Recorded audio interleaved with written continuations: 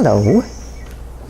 Welcome to my February 2019 Art Lover video, in which I'm going to talk about my painting of Tai, this Asian elephant that I met in the Houston Zoo, and I've met him there on 2 occasions. So what I do, I take pictures as I move in the process. I take little pictures on my phone, and then I can see the painting as it's created, and then I put them together in Photoshop, and I create a little sheet like this. And here's Bob. He's so funny. He comes straight from nap time, sleeping, deep couch. I don't know what it is, but he's starstruck. He likes to be in the movies, I guess.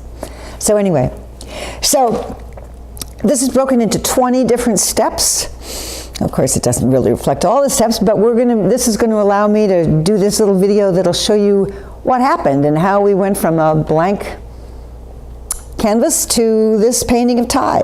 So Tai, he was born in around 1965. They guess he was brought over as a young elephant for some private something or other in Oregon, a small circus or I don't know what. They didn't keep him that long, and then he moved over to the Houston Zoo in 1980, I think, and he has been at the Houston Zoo's much beloved since 1980, and he has sired 5 children there. Now, when I met him in 2015, he was 50 years old. So now he's 59 now, and his most recent child, his most recent son, was born just last spring. So he is still a very potent animal. Traditionally in the wild, the male elephants, they do their work in terms of, making little babies, and then they're off on their own, and they're largely solitary creatures. Zoos don't allow that solitary aspect of a male elephant's life. But Tai actually seems to be quite sociable. He plays with his kids. He lies down and lets his little kids crawl all over him. You would never see that in the wild. He is very kind with the females. He doesn't generally get to be with the females. They're careful about that. He generally spends time with his older sons at the zoo. He's a big guy for an Asian elephant. He weighs about 12,000 pounds or 6 tons. And he is at the shoulder where they weigh them, where they measure them, he is 9.5 feet tall. So he would be way up there if he was actually hung at his real height. But this painting is hopefully close to actual size. That is my intention, to get within about 10% of actual size. So, going back to our little diagram here, you see the whole first row. First, I've transferred the image. You can see the very faint lines that I've drawn, and then I'm going over those with oil paint, very liquid. I make it very runny when I'm drawing with oil. And then in number 4, I'm actually beginning to put all those little tiny dots in the trunk, which they have. Asian elephants lose the pigmentation in their trunks and in their ears as they age, in here, and also in little other parts of the body. Does not happen to African elephants, but it happens to Asian elephants. And it's one way to tell how old they really are. And it gets a peachy kind of color. I'm pushing the color a lot in this painting with orange because I can. But in certain times it might be close to this. In image 5, I'm now beginning to lay in my background color. And I'm actually trying a cadmium orange. Again, when I'm determining how I get to my background colors, and I build my background colors with complementary colors generally, I'm making initial decisions about whether I want a warm or a cool palette. So in Tai's case, I chose a warm palette, which is why I'm beginning with a cadmium orange for his background. Paint step 6, I put a burnt sienna over that cadmium orange. Step 7, I have put a viridian, a green, over it, because now I'm getting towards a black. So I'm hoping to get to the black basically with a combination of the orange and green. And I've also put a wash onto the body at this point. And then in 8, I have now introduced some color to the trunk. I have put, I believe, a transparent earth yellow, which remains one of my all-time favorite colors, the transparent earth colors that Gamblin makes. And I've begun to add shadows, and I have added more of a wash over the body. I have to put you down, Bob. Can I put you down?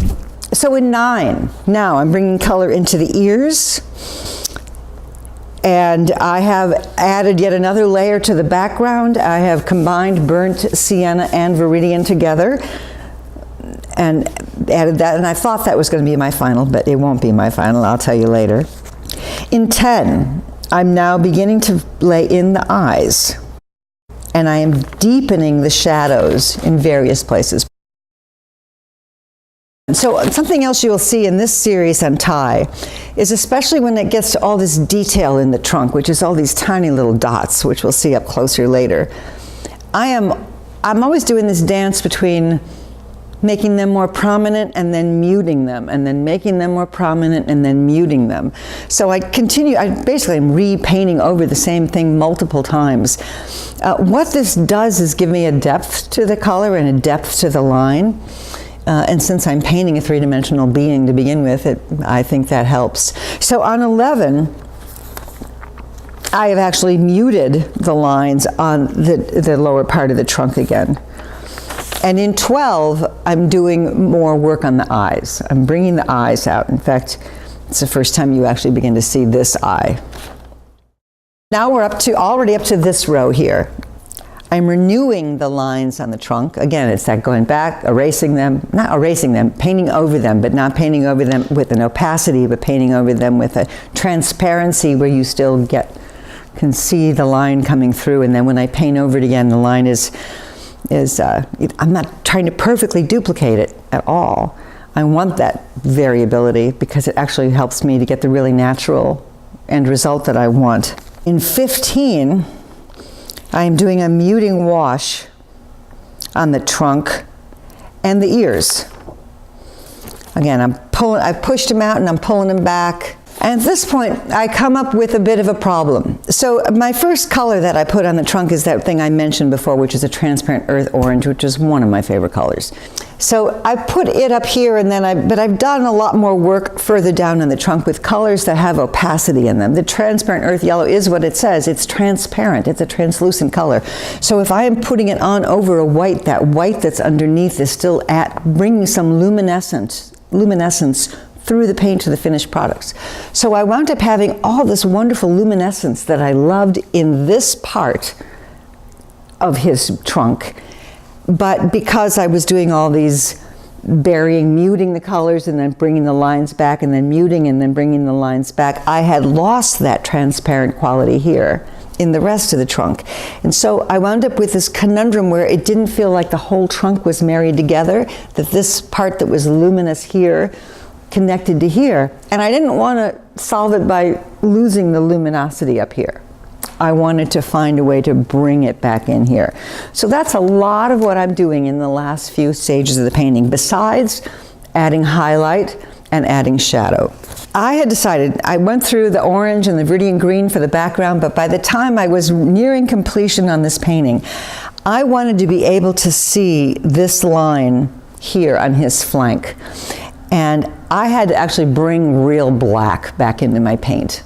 And so I did a wash of black over everything else I'd done in the background at the end, so I could have this differentiation here, so that you could see where the side of his body was. Another difference in the Asian elephants versus the African elephants is the Asian elephants, their skin is much smoother. They do not have all those crevices and ravines and everything that are in an African elephant. That's part of what makes an African elephant so much fun for me to paint. So the other thing I needed to do near the end that changes with this is I had lost too much of this, so I needed to bring more detail back in here. So it was really, there's highlighting that happens in here that happened really very close to the end in these last few paintings. And there's all sorts of shadow and highlighting. Now, I'm going to digress for a minute. There's a lot of work on here, especially all of these thousands of dots that are in his skin on his trunk, but also in the ear. If you're standing on the wall painting them, your arm gets really tired after a while. So work like that, I take the painting off the wall and I put it flat on the table So much of this heavy labor, and it's hours and hours of labor on this trunk, was done on a horizontal position because it's much easier. And my other little thing was all these little dots that I wound up doing. I started with a brush, but before too long I went straight to a Q-tip, and most of them were applied with a Q-tip. And when there's a lot of paint on that Q-tip when you start off, then it's a bigger dot, and as the paint runs out of the Q-tip, then it's a smaller dot. So you learn to not do them all right next to another, but spread them, you know, distribute the big and the little dots throughout. But doing that with a Q-tip probably saved me at least half the amount of time that it would take to do it with a brush. So here we are, there's Ty. The final picture in the group is the professional picture from my next door neighbor, so the colors are a little different, just enriched. He's a wonderful fellow. If you go to the Houston Zoo, go say hi. He's really easy to find. Thank you.